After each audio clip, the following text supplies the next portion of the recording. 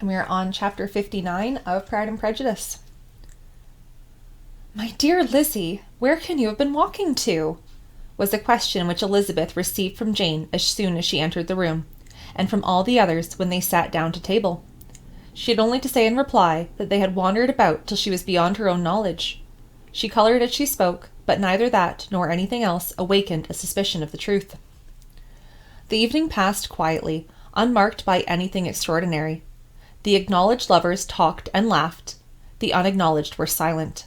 Darcy was not of a disposition in which happiness overflows in mirth, and Elizabeth, agitated and confused, rather knew that she was happy than felt herself to be so, for, besides the immediate embarrassment, there were other evils before her. She anticipated what would be felt in the family when her situation became known. She was aware that no one liked him but Jane, and even feared that with the others it was a dislike which not all his fortune and consequence might do away. At night she opened her heart to Jane. Though suspicion was very far from Miss Bennet's general habits, she was absolutely incredulous here. "You are joking, Lizzie. This cannot be. Engaged to Mr. Darcy? No, no, you shall not deceive me. I know it to be impossible." "This is a wretched beginning indeed. My sole dependence was on you, and I am sure nobody else will believe me if you do not. Yet, indeed, I am in earnest. I speak nothing but the truth. He still loves me, and we are engaged." Jane looked at her doubtingly. "Oh, Lizzie, it cannot be. I know how much you dislike him." "You know nothing of the matter. That is all to be forgot. Perhaps I did not always love him so well as I do now, but in such cases as these, a good memory is unpardonable. This is the last time I shall ever remember it myself." Miss Bennet still looked all amazement. Elizabeth again and more seriously assured her of its truth. "Good heaven! Can it really be so? Yet now I must believe you," cried Jane. "My dear, dear Lizzie, I do congratulate you. But are you certain? Forgive the question. Are you quite certain that you can be happy with him?" "There can be no doubt of it. It is settled between us already that we are to be the happiest couple in the world. But are you pleased, Jane? Shall you like to have such a brother?" "Very much. Nothing could give either Bingley or myself more delight. But we considered it. We talked of it as impossible. And do you really love him quite well enough? Oh, Lizzie, do anything rather than marry without affection. Are you quite sure that you feel what you ought to?" "Oh, yes. You will think I only feel more than I ought to when I tell you all." "What do you mean?" "Why, I must confess that I love him better than I do Bingley. I'm afraid you will be angry." "My dearest sister, now be serious. I want to talk very seriously. Let me know everything that I am to know without delay. Will you tell me how long you have loved him?" "It has been coming out so gradually that I hardly know when it began. I believe it must date from my first seeing his beautiful grounds at Pemberley." Another entreaty that she would be serious, however, produced the desired effect, and she soon satisfied Jane by her solemn assurances of attachments. People like to take that line really seriously, but she was joking. When convinced on that article, Miss Bennet had nothing further to wish. "Now I am quite happy," said she, "for you will be as happy as myself. I always had a value for him. Were it for nothing but his love of you, I must always have esteemed him. But now, as Bingley's friend and your husband, there can only be Bingley and yourself more dear to me. But, Lizzie, you have been very sly, very reserved with me.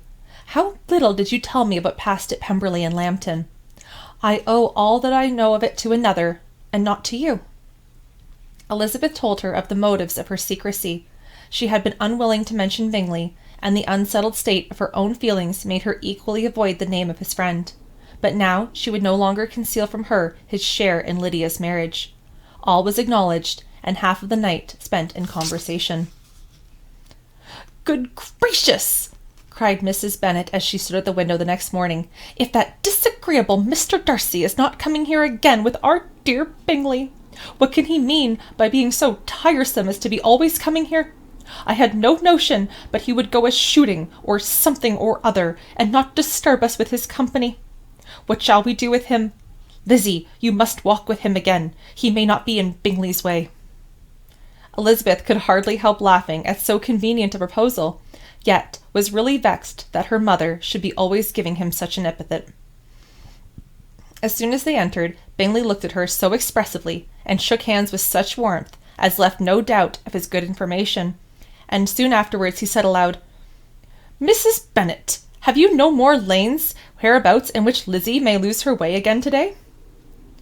"I advise Mr. Darcy, Lizzie, and Kitty," said Mrs. Bennet, "to walk to Oakham Mount this morning. It is a nice long walk, and Mr. Darcy has never seen the view." "It may do very well for the others," replied Mr. Bingley, "but I am sure it will be too much for Kitty. Won't it, Kitty?" Kitty owned that she had rather stay at home. Darcy professed a great curiosity to see the view from the Mount, and Elizabeth silently consented. As she went upstairs to get ready, Mrs. Bennet following her, saying, "I am quite sorry, Lizzie, that you should be forced to have that disagreeable man all to yourself, but I hope you will not mind it. It is all for Jane's sake, you know, and there is no occasion for talking to him, except just now and then, so do not put yourself to inconvenience." During their walk, it was resolved that Mr. Bennet's consent should be asked in the course of the evening. Elizabeth reserved to herself the application for her mother's. She could not determine how her mother would take it, sometimes doubting whether all his wealth and grandeur would be enough to overcome her abhorrence of the man.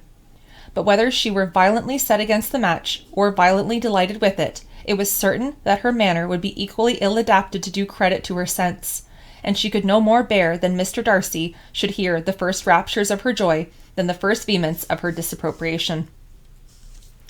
In the evening, soon after Mr. Bennet withdrew to the library, she saw Mr. Darcy rise also and follow him, and her agitation on seeing it was extreme.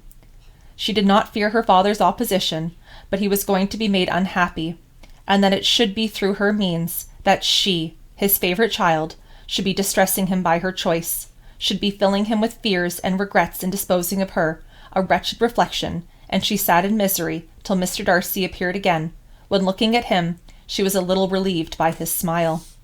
In a few minutes he approached the table where she was sitting with Kitty, and, while pretending to admire her work, said in a whisper, "Go to your father. He wants you in the library." She was gone directly. Her father was walking about the room, looking grave and anxious. "Lizzie," said he, "what are you doing? Are you out of your senses to be accepting this man? Have you not always hated him?"